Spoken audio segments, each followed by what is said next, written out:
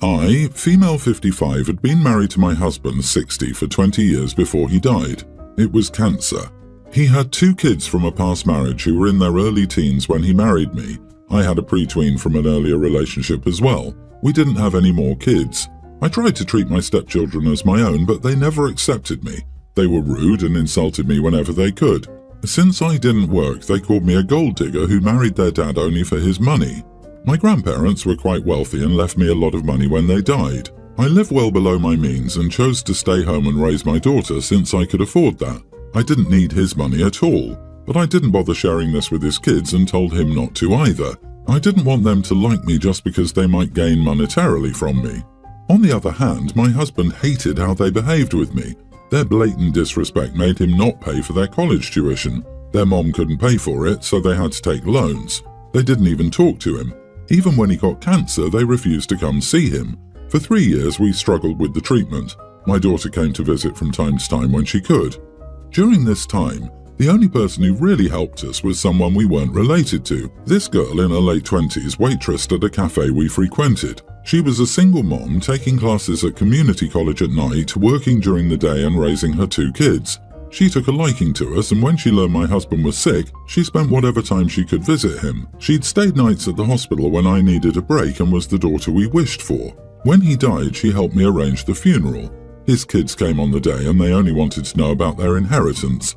I felt sick. When I learned my husband had left his estate to me, whatever was left after settling his bills, and it was around $25,000. His treatment and care ate up a lot of money. I decided to give it to the girl who helped us both so much. She tried to refuse, but I insisted she take it. She needed it and, in my opinion, deserved it more than the ungrateful children. My daughter understands why I didn't give it to his children, but is upset I didn't give anything to her. I told her she already had money and a job. Not to mention she'll get my inheritance. This was in no way her money, but his ex-wife and kids are causing havoc over this and are really upset with me. They're calling me an idiot for giving away money they deserve. Am I the idiot for giving my late husband's estate to a stranger instead of his kids? Edit, there was no affair. We did know each other. He was my friend's brother's best friend. We used to see each other at their get-togethers and stuff. We started dating 2 years after his divorce. Not the idiot. First of all, an estate of $25,000 is minimal. It's not the size of an estate that people normally ask about or fight over. Surprisingly, your children and your stepchildren were expecting some windfall when your husband's total net worth was $25,000. Were they under the impression that your husband had money? If your husband wanted his kids or your kids to have his estate, he would have left it to them. But he wanted you to have it, and you were well within your right and the moral high ground to gift it to someone who influenced your life and for whom it may be life-changing. You'd be surprised how many people fight about money, even when it's a smaller amount than $25,000. It's sad but true. One example that stands out is a distant friend's family, 4 beneficiaries, fighting over a $500 gift in the will. They each fought over $125. It cost them more in legal fees to fight over it. The pettiness of it all will stick with me for a long time. OP, I'm sorry for your loss. Seems like that waitress was more family by choice than those awful stepkids were by blood. Sounds like they were the true gold diggers.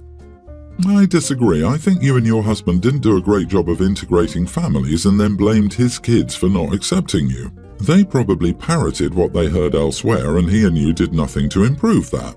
His relationship with them sounds very transactional. He refused to pay for college because he was angry, and they pulled back.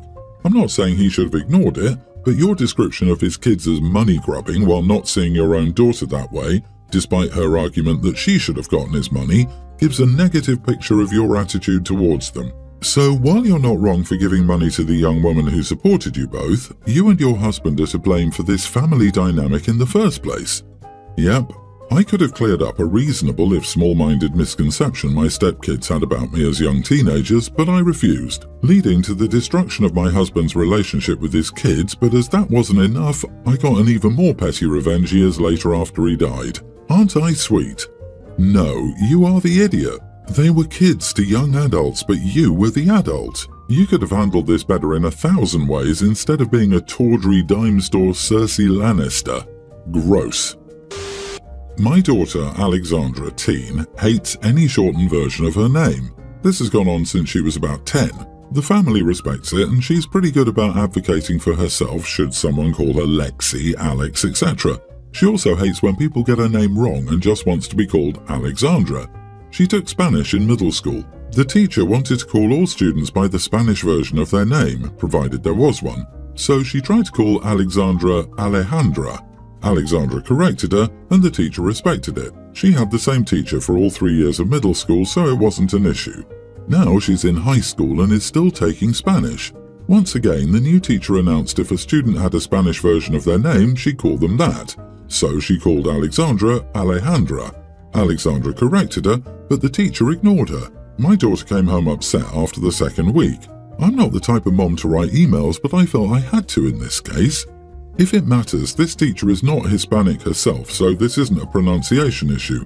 Her argument is, if these kids ever went to a Spanish-speaking country, they'd be called by that name. I found this excuse weak as the middle school Spanish teacher was actually Hispanic and had come here from a Spanish-speaking country, and she respected Alexandra's wishes. The teacher tried to dig her heels in, but I said if it wasn't that big a deal in her eyes that she calls her Alejandra, why is it such a big deal to call her Alexandra? Eventually, she gave in. Alexandra confirmed that her teacher was calling her by her proper name. My husband feels I blew this out of proportion and Alexandra could have sucked it up for a year. The school has 3 different Spanish teachers, so odds are she could get another one her sophomore year. Am I the idiot? You are the idiot. The teacher has done nothing wrong.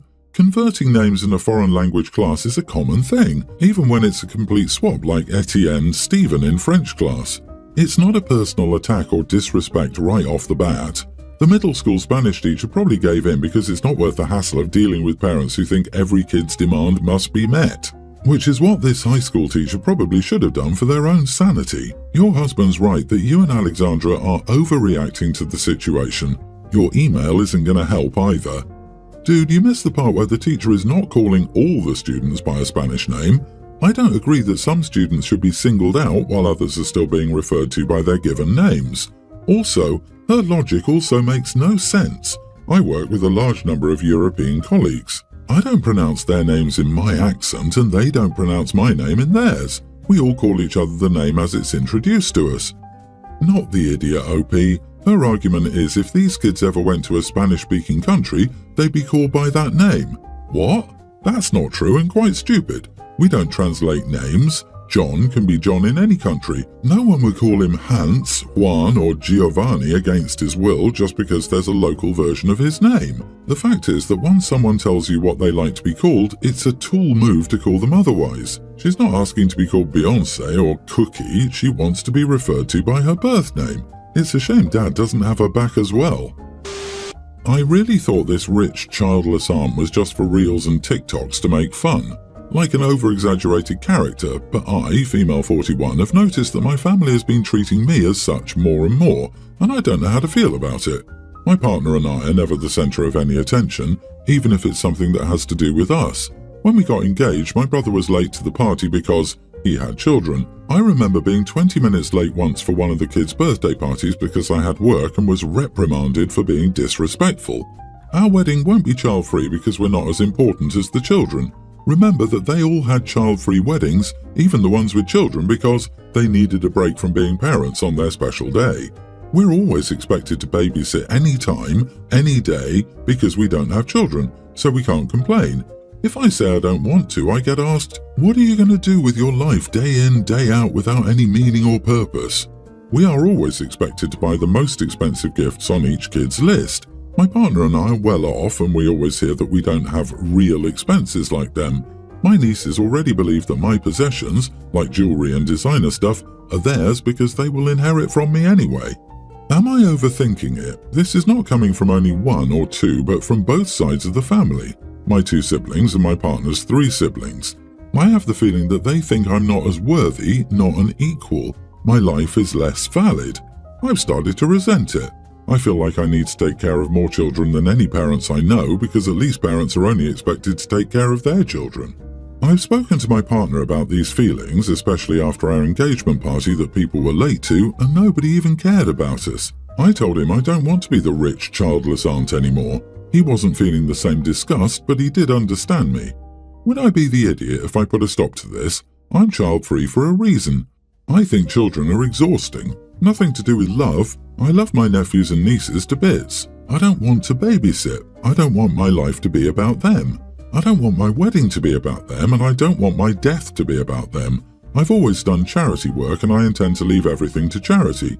My partner was so appalled by my decision that I told him that he could leave his money to the family and that I wasn't making him donate anything. He's very upset because I'm the one with the real fortune. Not the idiot. It sounds like you've let this go on way too long, but it's not too late to fix it. I do exactly what you've suggested. Opt out of childcare, make the wedding child free, and donate your fortune as you see fit. It's yours. And get a prenup while you're at it. Just my 2 cents. Darling, you need to talk to your family. Ask them if they have a problem with your choice to not have children. The passive-aggressive crap, well actually it's just aggressive, LOL, has got to stop. Have you considered moving somewhere further away? That would cut down on 90% of the harassment. I had a procedure done 4 years ago. My mom found out and she told everyone. Until then, they all thought I would change my mind or that I had medical problems that prohibited me from conceiving.